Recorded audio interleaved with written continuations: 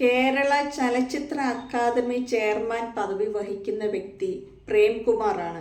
ഈ ഒരു സ്ഥാനത്തേക്ക് എത്തുന്ന ആദ്യത്തെ നടനും പ്രേംകുമാർ തന്നെയാണ്. അതുകൊണ്ട് ഈ ഒരു സ്ഥാനം അലങ്കരിക്കാൻ പ്രേംകുമാറിന് എന്താണ് യോഗ്യത, അല്ലെങ്കിൽ പ്രേംകുമാറിൻ്റെ വിദ്യാഭ്യാസ യോഗ്യത എന്താണ് എന്നൊക്കെ ചിന്തിച്ച് വശം കെടുന്ന ഒരുപാട് ആളുകളുണ്ട്.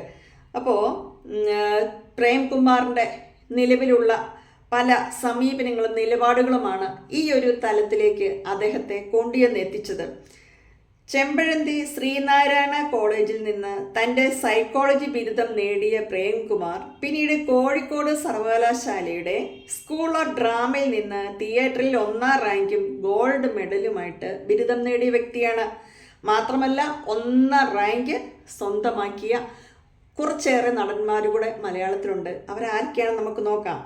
അതായത് ജഗദീഷ് ഹാസ്യ പ്രധാനമായ കഥാപാത്രങ്ങൾ ഒരുപാട് കൈകാര്യം ചെയ്തിട്ടുള്ള ഒരു വ്യക്തിയാണ്. കാക്കത്തൂറ്റി, ഇതൊക്കെ ഫേമസ് ആയിട്ടുള്ള ഡയലോഗ്. ഒരു കോളേജ് പ്രൊഫസർക്ക് ഇങ്ങനെയൊക്കെ അഭിനയിക്കാൻ കഴിയുമോ എന്ന് പലപ്പോഴും നമ്മൾ പലരും ചിന്തിച്ചിട്ടുണ്ടാവും.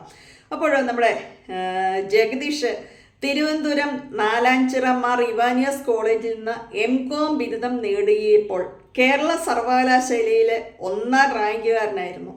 അനു മേനോനാണെങ്കിൽ തിരുവനന്തപുരം ലോ കോളേജിൽ തൻ്റെ ബിരുദ പഠനം പൂർത്തിയാക്കിയപ്പോൾ 1ാം റാങ്ക് നേടിയിട്ടുണ്ടായിരുന്നു.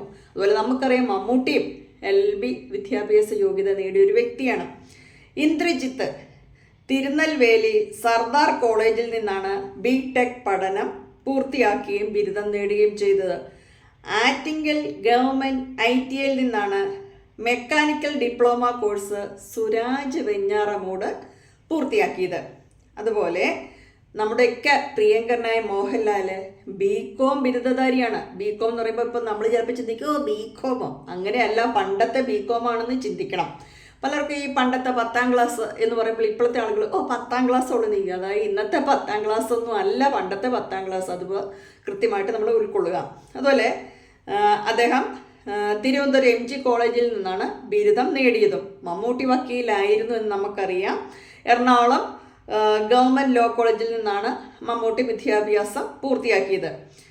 ഓസ്ട്രേലിയയിലെ ടാസ്മാനിയ IT യൂണിവേഴ്സിറ്റിയിൽ തൻ്റെ പഠനം നടത്തിക്കൊണ്ടിരിക്കുകയാണ് പൃഥ്വിരാജിന് നന്ദന സിനിമയിലേക്ക് അവസരം ലഭിക്കുന്നത്. പിന്നീട് സിനിമയിൽ തിരക്കേറിയ നടനായിട്ട് മാറുകയും ചെയ്തത്. അങ്ങനെ അദ്ദേഹം പഠനം ഉപേക്ഷിക്കേണ്ട ഒരു സാഹചര്യത്തിൽ വന്നു. അതുപോലെ സുരേഷ് ഗോപി നമുക്കറിയാം, ആക്ഷൻ ഹീറോയാണ്, കേന്ദ്രമന്ത്രിയാണ് അല്ലേ. അപ്പോൾ അദ്ദേഹത്തിന് ഇംഗ്ലീഷ് സാഹിത്യത്തിലെ ബിരുദാന്തര ബിരുദമുണ്ട്. അതാണ് പലപ്പോഴും അദ്ദേഹം അവിടെ കിടന്ന് ബ്രിട്ടാസിനെയൊക്കെ ഇങ്ങനെ വെള്ളം കുടിപ്പിക്കുന്ന തരത്തിലുള്ള, അല്ലെങ്കിൽ ഡൽഹിയിലുള്ള പല പ്രമുഖരായ ആളുകളുടെയും ഇംഗ്ലീഷിനൊപ്പം ഇല്ലെങ്കിൽ അതുക്കും മേലെ ഇംഗ്ലീഷ് പറഞ്ഞ് തീ പാറുന്ന ഡയലോഗുകളൊക്കെ കാഴ്ചവെക്കുന്നതിന് കാരണം അദ്ദേഹം ബിരുദാന്തര ബിരുദധാരിയാണ് കേട്ടോ.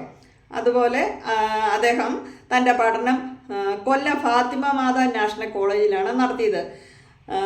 അതുപോലെ ജയറാം കാലടി ശ്രീശങ്കര കോളേജിൽ ഇക്കണോമിക്സിലാണ് ബിരുദം നേടിയേക്കുന്നത്. അപ്പം അത്യാവശ്യപ്പെട്ട നടന്മാരുടെയൊക്കെ വിദ്യാഭ്യാസ യോഗ്യത എന്താണെന്ന് മനസ്സിലാക്കി എന്ന് ഞാൻ വിചാരിക്കുന്നു.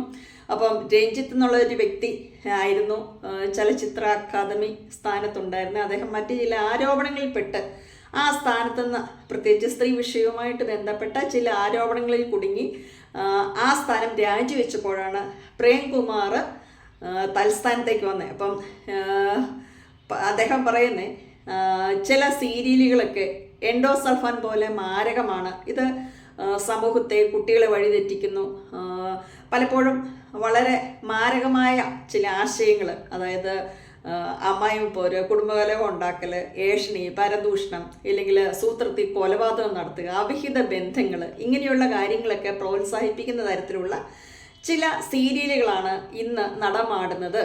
അപ്പോൾ ഇതിനൊക്കെ ഒരു നിയന്ത്രണം വേണം, സെൻസർ ബോർഡ് വേണമെന്നാണ് അദ്ദേഹം ഒരു അഭിപ്രായ പ്രകടനം നടത്തിയത്. അതോടുകൂടി പ്രേംകുമാറിൻ്റെ വിദ്യാഭ്യാസ യോഗ്യതയൊക്കെ തപ്പി അന്നേരെ പഞ്ഞിക്കിടാൻ വേണ്ടിയിട്ടാണ് ഒത്തിരി ആളുകൾ മുന്നിട്ടിറങ്ങിയത്. അതുകൊണ്ട് പ്രേംകുമാർ എന്ന വ്യക്തി അത്ര വിദ്യാഭ്യാസമോ വിവരമോ ഒന്നും ഇല്ലാത്തൊരു വ്യക്തിയല്ല എന്ന് പറയുന്നതിനോടൊപ്പം തന്നെ മലയാളത്തിലെ പ്രശസ്തരായ കുറേയേറെ ആളുകളുടെ വിദ്യാഭ്യാസ യോഗ്യത കൂടെ നമ്മൾ കാണുകയാണ് ചെയ്തത്. അതുപോലെ നമുക്കറിയാം നമ്മുടെ സന്തോഷ് പണ്ഡിറ്റൊക്കെ നല്ല വിദ്യാഭ്യാസ യോഗ്യതയുള്ള വ്യക്തിയാണ്. അപ്പം നമുക്ക് അടുത്ത ദിവസങ്ങളിൽ സർക്കാർ ജോലിക്കാരായിട്ടുള്ള കുറച്ച് സിനിമാ നടന്മാരെയും പരിചയപ്പെടാം.